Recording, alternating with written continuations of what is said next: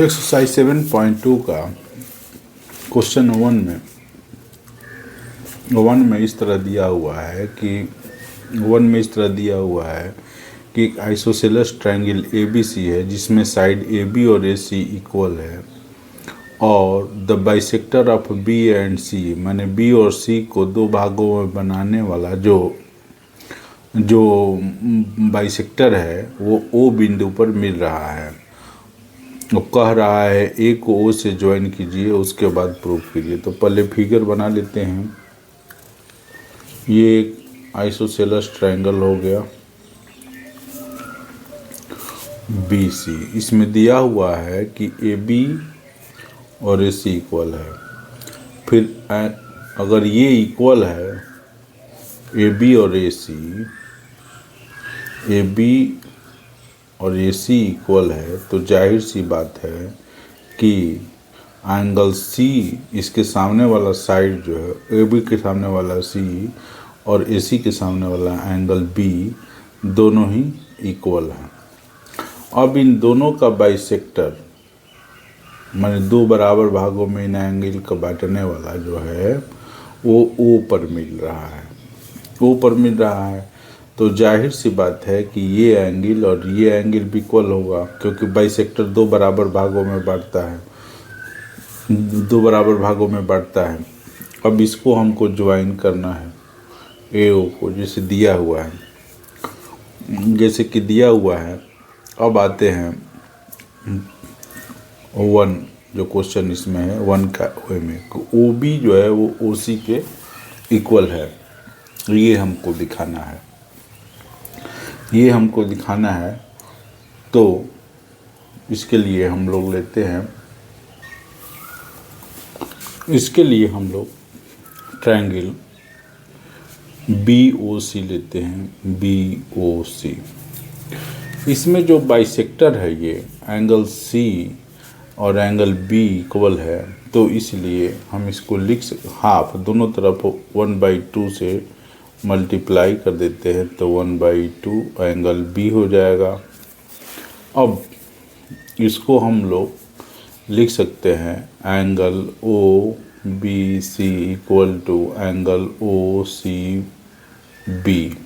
और जब दोनों ये एंगल इक्वल हो गया जैसे कि दिया ही हुआ है, ये और ये इक्वल हो गया, तो इसके सामने वाला साइड भी इक्वल हो जाएगा। Therefore OC equal to OB proved हो गया। OC और OB इक्वल है। अब इसका सेकंड पार्ट देखते हैं। कह रहा है AO जो है एंगल A को बाइसेक्ट कर रहा है। अब इसके लिए कर देते हैं। अब जाहिर सी बात है कि ये साइड और ये साइड भी इक्वल हो गया है। अब इन दोनों ही ट्रायंगल को लेते हैं। In triangle AOB and in triangle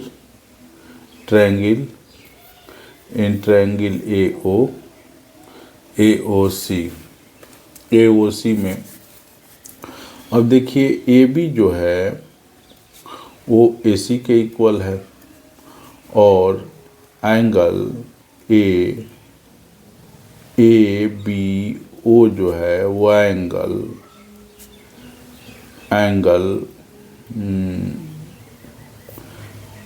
ACO के इक्वल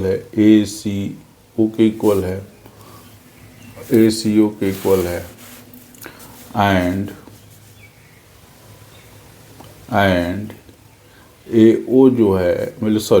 BO जो है वो OC के इक्वल है। इस तरह से ट्रायंगल ABO कंजुरेंस हो जाएगा ट्रायंगल ACO का। वो भी क्राइटेरिया है उसका साइड से। तो हम CPCT से लिख सकते हैं कि angle BAO equal to angle CAO। इसका मतलब हुआ कि ये और ये जब एंगल इक्वल हो गए, ये एंगल और ये एंगल जब इक्वल हो गए तो ए ओ जो है एंगल ए को बाइसेक्ट कर रहा है। Therefore A O bisects angle A. Proved ये भी हो गया। क्वेश्चन नंबर 2 में जैसे कि फिगर में दिया हुआ है ए बी सी एक ट्रायंगल है और ये ए डी जो है ये परपेंडिकुलर है दिया हुआ है और परपेंडिकुलर बाइसेक्टर है बीसी का। बीसी को 2 बराबर भागों में बांट रहा है, मतलब ये और ये दोनों इक्वल हैं। तो हमको दिखाना है कि ए बी सी जो है आइसोसेलेस ट्रायंगल है जिसमें ए बी और ए सी इक्वल है। ए बी और ए सी इक्वल है। अब जाहिर सी बात है कि अगर ये 90 डिग्री है तो ये भी 90 डिग्री ही होगा लीनियर पेयर से। अब हम इन 2 ट्रायंगल कर लेते हैं, इन triangle A B D, in triangle A B D and in triangle A C D. अब इसमें देखिए कि ए डी जो है वो दोनों में कॉमन है, ए डी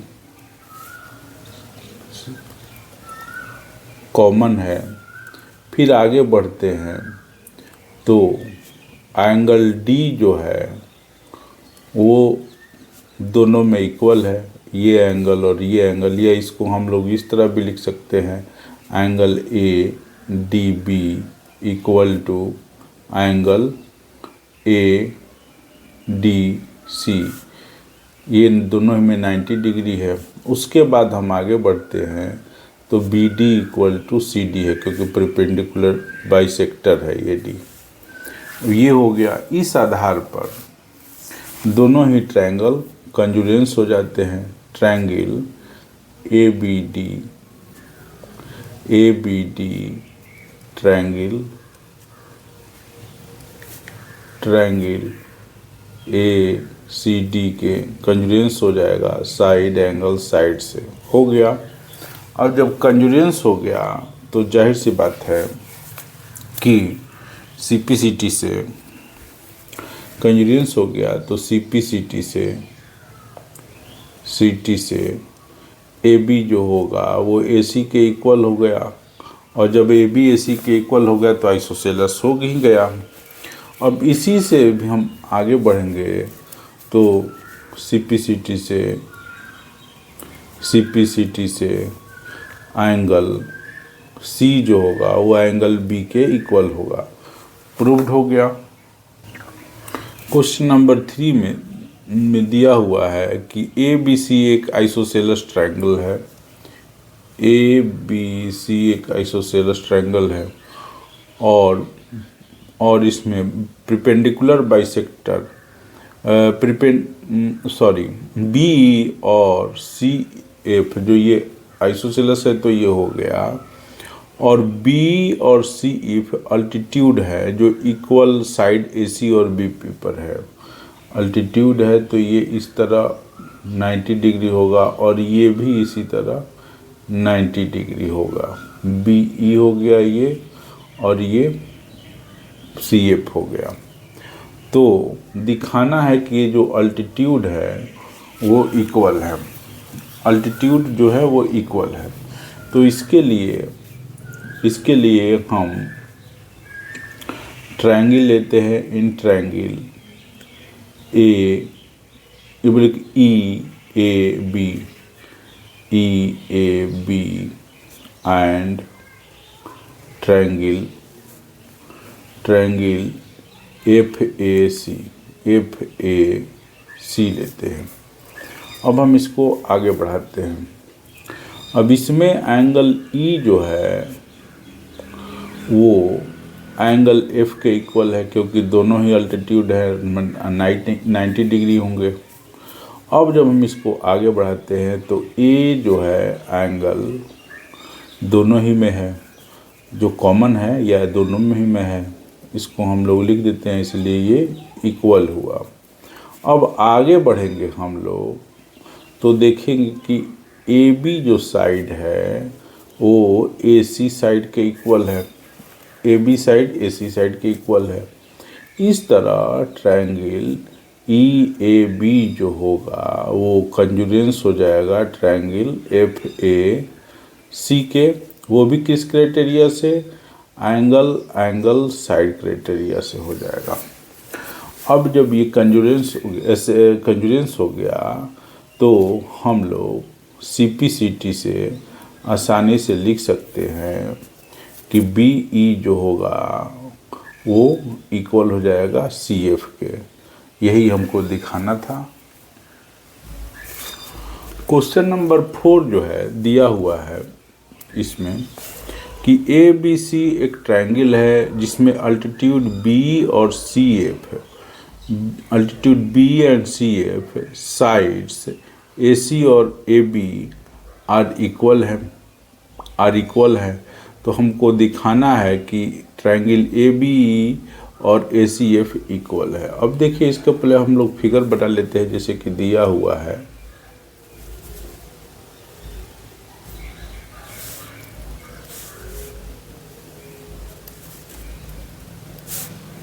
ABC, अब यहाँ पर अल्टीट्यूड जो है वो BE है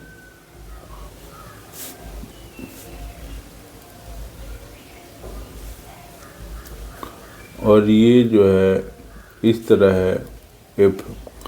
अब दिया हुआ है कि BE जो है वो CF के इक्वल है, माने BE CF के इक्वल है, और जो साइड दिया हुआ है AC और AB जो साइड है वो भी इक्वल है, AC और AB जो साइड है वो भी इक्वल है।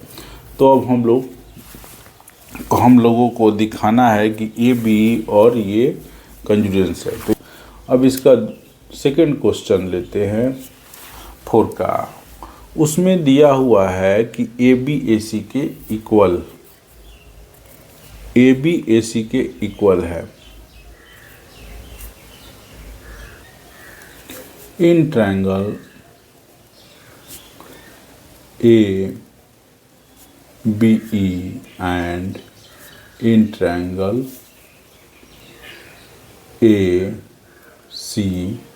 ACF। अब इसमें दिया हुआ है कि BE जो है वो इक्वल है CF के, और एंगल E जो है E वो एंगल F के इक्वल है क्योंकि 90 डिग्री है। इस तरह 90 डिग्री है, लेकिन इसको हम लोग इस तरह लिखेंगे कि देखिए पहले एंगल A ले लेते हैं, दोनों में ही कॉमन ले लेते हैं, कॉमन ले लेते हैं, और E और F 90 डिग्री हैं ही। और आगे बढ़ते हैं तो BE जो है वो CF के इक्वल है। तो इस तरह ये जो होगा ट्रायंगल दोनों ही ABE ट्रायंगल ACF कंजुरेंस हो गया, वो भी किस क्राइटेरिया से, एंगल साइड क्राइटेरिया से हो गया। अब जब ये क्राइटेरिया से हो गया, अब सेकेंड लेते हैं। अब दोनों ही जब ट्रायंगल कंजुरेंस हुए, मतलब कि triangle ABE, since triangle ABE and congruence हुआ ट्रायंगल ACF का, तो देयरफॉर CPCT से जाहिर सी बात है कि AB जो होगा वो AC के इक्वल हो गया। तो इस तरह ट्रायंगल ABC जो होगा वो आइसोसेलेस ट्रायंगल भी हो जाएगा।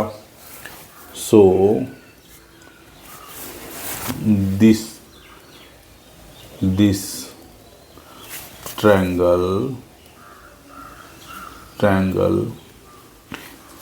ABC is an isosceles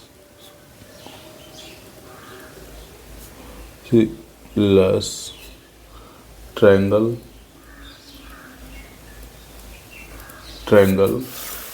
आइए अब हम लोग आगे देखते हैं। क्वेश्चन नंबर 5 जो है उसका फिगर दिया हुआ है, उसको पहले फिगर हम लोग बना लेते हैं।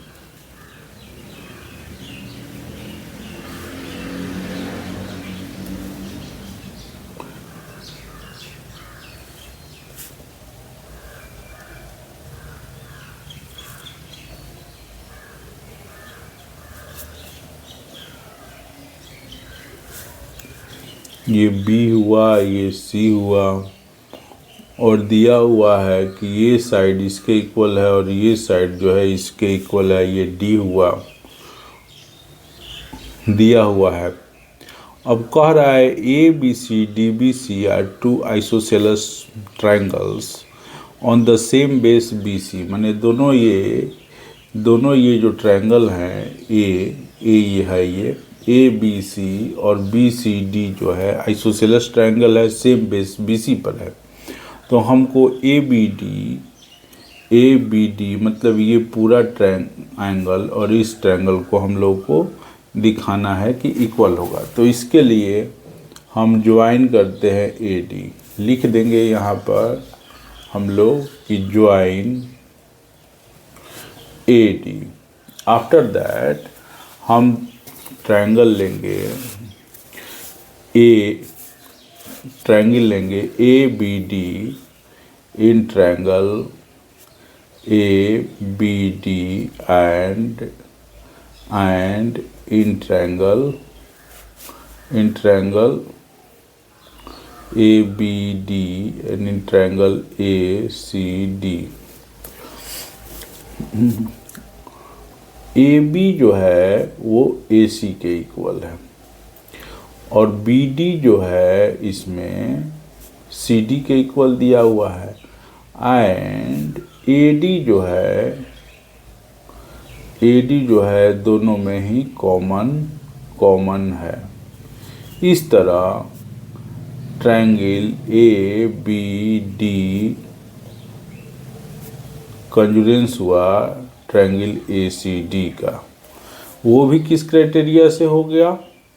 साइड क्राइटेरिया से हो गया। जब कंजुरेंस हो गया तो CPCT से जाहिर सी बात है कि एंगल ABD जो होगा वो एंगल ACD के इक्वल हो जाएगा। प्रूव्ड हो गया। क्वेश्चन नंबर 6 में दिया हुआ है कि ABC जो है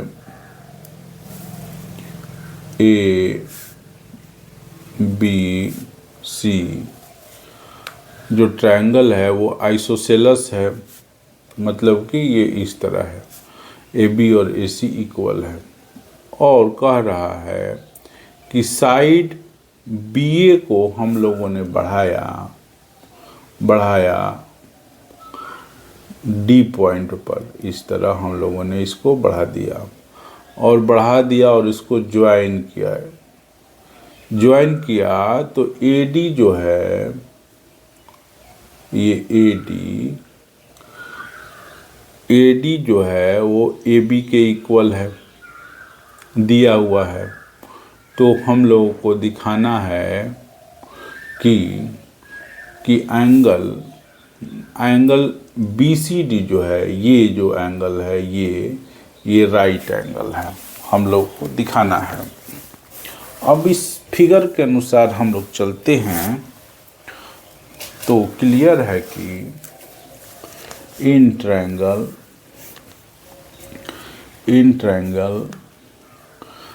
ABC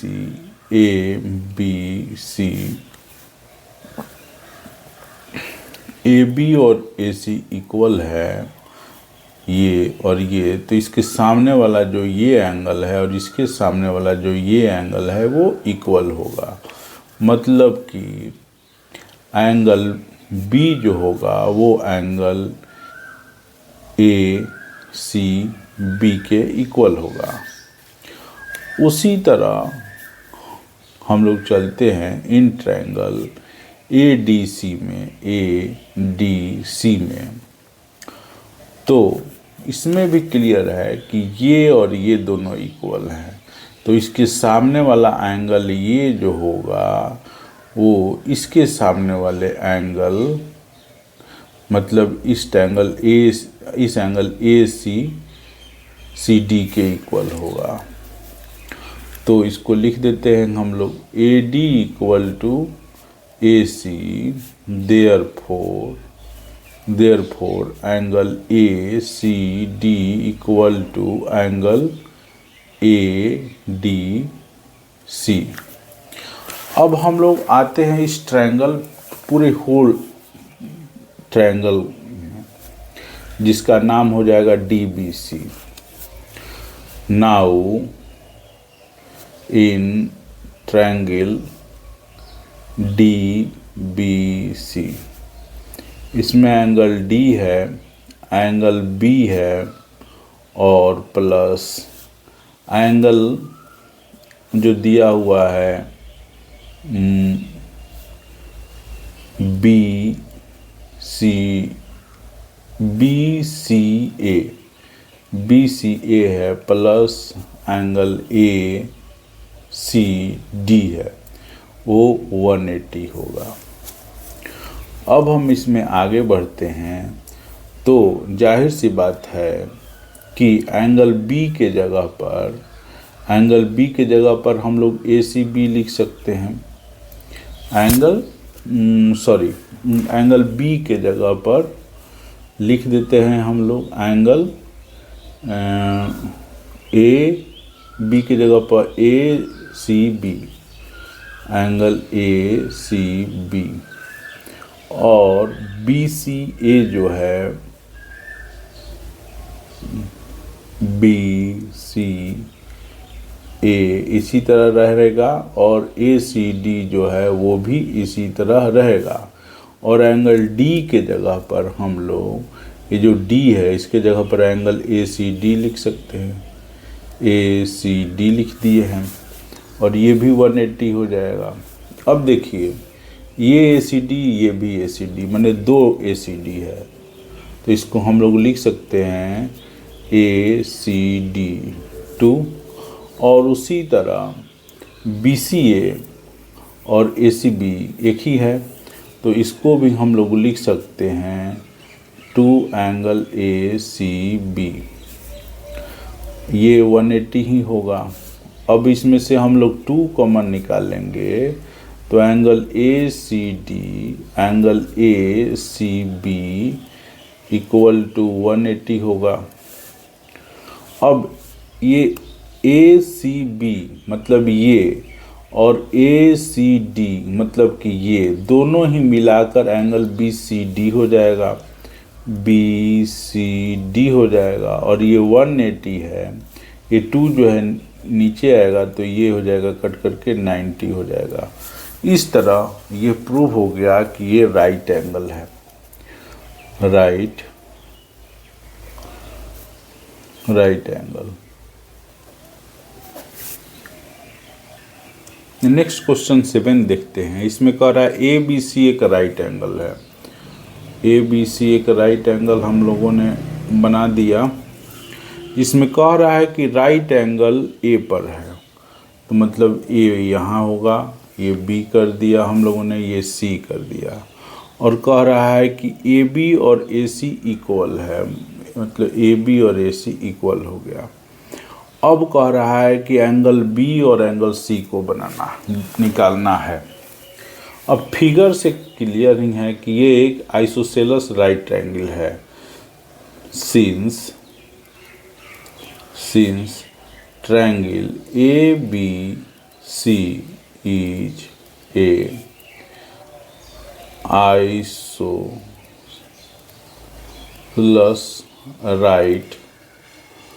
right angle triangle triangle है।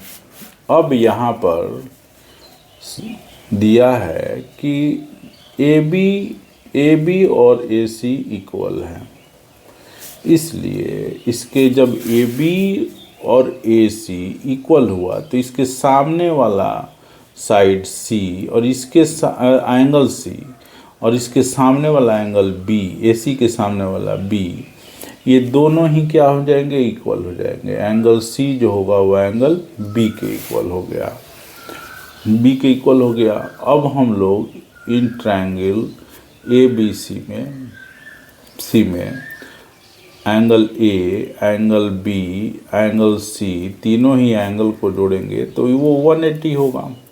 और एंगल ए 90 डिग्री दिया, राइट एंगल है, तो एंगल बी को इसी तरह लिख देंगे और सी को भी, चूँकि सी और बी एंगल इक्वल है इसलिए सी को भी बी ही लिख देते हैं, तभी एक में हो जाएगा और वैल्यू निकालना आसान हो जाएगा। तो ये 2 एंगल बी होगा और ये हो जाएगा हमारा 180, 90 इधर आ जाएगा, हटाएंगे तो ये 90 होगा। देयरफॉर एंगल बी जो होगा वो 90 डिग्री बाई 2 हो जाएगा, क्रॉस मल्टीप्लिकेशन से नीचे आ जाएगा, ये हो जाएगा 45 degree. Then we have write it angle B equal to angle C, it means both angles equal to 45 degree. Here we have to find it, angle B and C, which we have got it. Question number 8 जो है वो कह रहा है कि एक equilateral triangle है, उसमें सभी एंगल को हमको दिखाना है कि 60 डिग्री के इक्वल होंगे। तो इसके लिए हम लोग एक ट्रायंगल का फॉर्मेशन करते हैं, बनाते हैं, कंस्ट्रक्ट करते हैं, जिसका जो कि एक इक्विलेटरल है। इक्विलेटरल है तो जाहिर सी बात है कि सारा साइड इक्वल ही होगा, मतलब कि A B equal to B C equal to A C. Therefore जब ये सारा साइड इक्वल हुआ तो सारा एंगल भी इक्वल हो जाता है। Angle A equal to angle B equal to angle C. अब हम लोग क्या करेंगे कि ट्रायंगल की प्रॉपर्टी को रिमेंबर करेंगे, सारे एंगल को अब हम लोग जोड़ेंगे तो क्या हो जाएगा, हमारा 180 हो जाएगा। अब एंगल ए को इसी तरह लिख देते हैं और बी भी ए के इक्वल है इसलिए उसको भी लिख दिया, और सी भी ए के इक्वल होगा और बी के भी इक्वल होगा, तो इसलिए लेकिन हम लोग एंगल ए ही के इक्वल लिखेंगे, क्योंकि तीनों एंगल जो होगा वो एक में ही, एंगल ए में ही ट्रांसफॉर्म कर गया, और ट्रांसफॉर्म कर गया तो हमको निकालने में वैल्यू आसानी होगी, नहीं तो अलग अलग हम लेंगे तो ये इसका वैल्यू निकालने में परेशानी होगी या निकलेगा ही नहीं अगर अलग अलग होगा। तो इसलिए सबको एंगल को एक ही एंगल में कन्वर्ट कर दिया गया है या ट्रांसफॉर्म कर दिया गया है। इस तरह ये एंगल 3A हो जाएगा, तीनों को ही ऐड करेंगे तो इसको हम लोग कैंसिल कर दिए तो 60 हुआ। इस तरह हमने देखा कि एंगल ए जो है 60 आ गया। अब कि सारे ही एंगल एक दूसरे के इक्वल हैं तो जाहिर सी बात है कि सारे ही एंगल का वैल्यू क्या हो जाएगा, 60 डिग्री हो गया। यही हमको निकालना था।